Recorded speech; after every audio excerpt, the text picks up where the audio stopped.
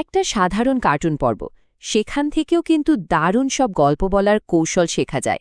আজ আমরা শিনচ্যানের এমনই একটা গল্পকে ব্যবচ্ছেদ করব। দেখব কিভাবে দুটো আলাদা আলাদা যাত্রা মিলেমিশে একটা দারুণ কমেডি আর তার সাথে একটা গভীর অর্থ তৈরি করে। প্রশ্নটা কিন্তু বেশ মজার, তাই না? একদিকে পুরো পরিবার মিলে সুইমিং পুলে যাওয়ার প্ল্যান করছে, আর অন্যদিকে শিনচ্যান সুপারহিরো হওয়ার ট্রেনিং নিচ্ছে। কিভাবে এই দুটো একেবারে ভিন্ন জিনিসের শেষটা রাতের খাবার হতে পারে? চলুন এই অদ্ভুত সংযোগটা খুঁজে বের করা যাক।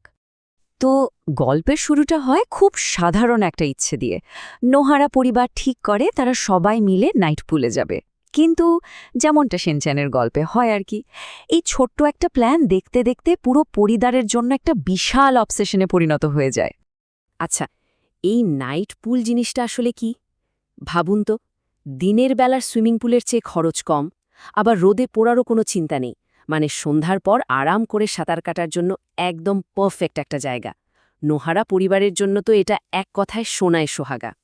একটা সাধারণ নাইট পুলে যাওয়ার জন্য তাদের প্রস্তুতি দেখলে মনে হবে যেন অলিম্পিকে যাচ্ছে। মিৎসি তো রীতিমতো ডায়েট শুরু করে দিল, সবাই মিলে নতুন সুইমস্যুট কেনা হলো, এমনকি আগের দিন থেকে ব্যাগ গোছানো শেষ। এই যে একটা ছোট্ট বিষয় নিয়ে এত বাড়াবাড়ি, এটাই তো গল্পের আসল মজা। আর ব্যাপারটা যে কতটা সিরিয়াস সেটা বোঝা যায় হিরোশির এই কথাটা শুনে।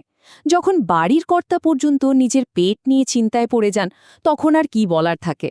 বোঝাই যাচ্ছে নাইট পুলের এই জ্বরটা পুরো পরিবারকে একেবারে কাবু করে ফেলেছে। তো সব প্রস্তুতি শেষ, এবার সেই কাঙ্ক্ষিত মুহূর্ত, গল্পের প্রথম অংশের ক্লাইম্যাক্স, যেখানে তাদের সব আশা ভরসার সাথে বাস্তবের একটা জোরদার ধাক্কা লাগবে। ভাবুন একবার তাদের অবস্থাটা। গাড়িতে বসে সবাই উত্তেজিত, এই তো আর একটু পরেই গাড়িটা সোজা নাইট পুলের সামনে গিয়ে থামবে। সবার আনন্দ তখন একদম আকাশে উঠছে। আর ঠিক তখনই বুম, সব শেষ। একটা নোটিশ, দুঃখিত, আজ পুলটি শুধু কাসুকাবের বয়স্ক নাগরিকদের জন্য খোলা।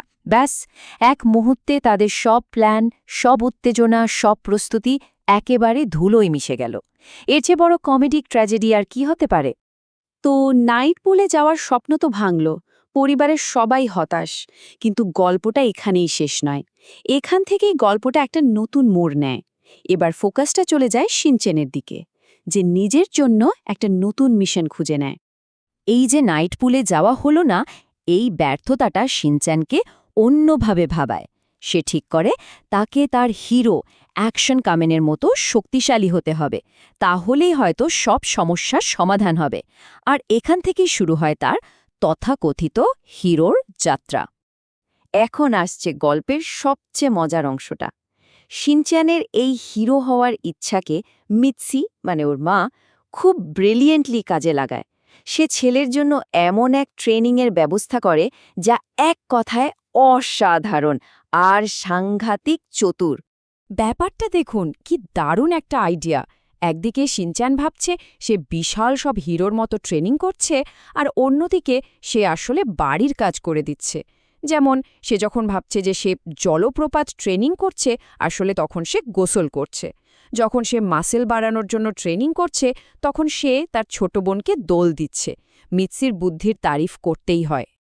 আর এই ট্রেনিং শুধু এখানেই থেমে থাকেনি, লিস্টটা কিন্তু বেশ লম্বা।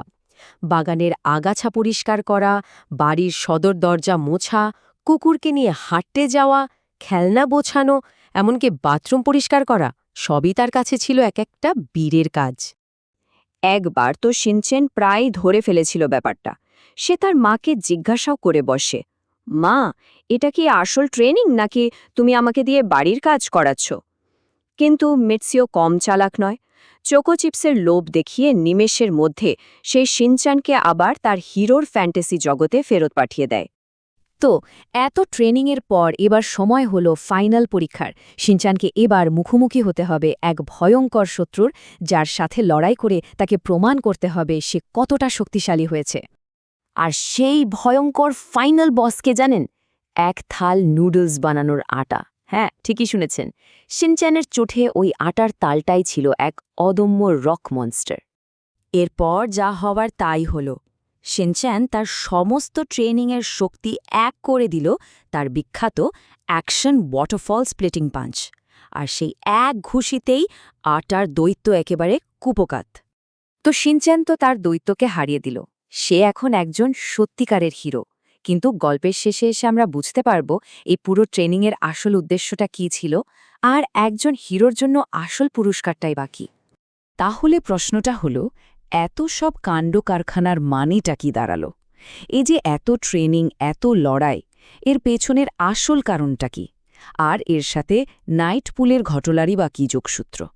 আর উত্তরটা আসে মিৎসির মুখ থেকে, যখন সে বলে আজকের এই সুস্বাদু নুডলসের পুরো ক্রেডিটটাই শিনচ্যানের পাঞ্চ ট্রেনিংয়ের।